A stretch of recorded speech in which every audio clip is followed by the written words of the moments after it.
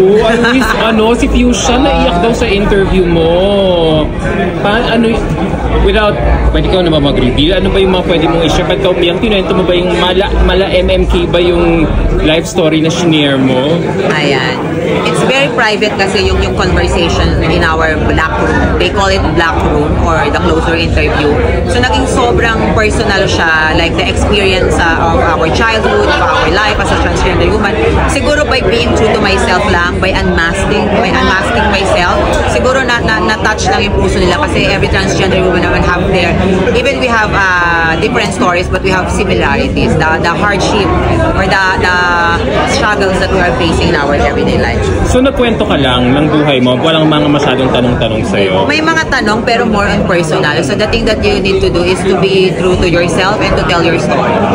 So how did you feel after the interview? How would you assess your performance in the closed door interview? I feel good. I feel satisfied with my performance during the closed door interview kasi nga sabi ko very personal siya and you'll never go wrong by telling the truth about yourself. Ano sabi ng mga judges? Naiyak din, naantig?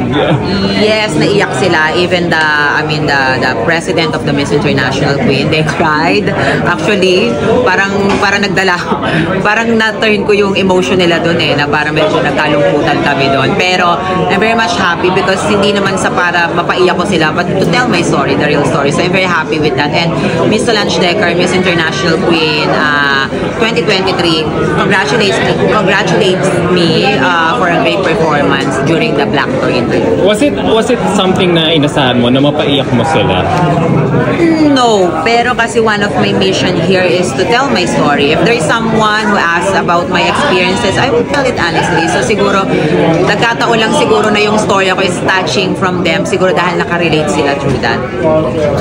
Ikaw? What was your last conversation with Miss Michelle or kay Sir Tay? Si Sir Tay kaninang umaga, kinongratulate niya ako, advance congratulations, and ginudlak niya rin ako. So sabi ko rin naman sa kanya that our crown is always in our heart. So mahal na mahal ko siya because for the trust and for everything that he did to me so hindi niya ako pinabayaan dito.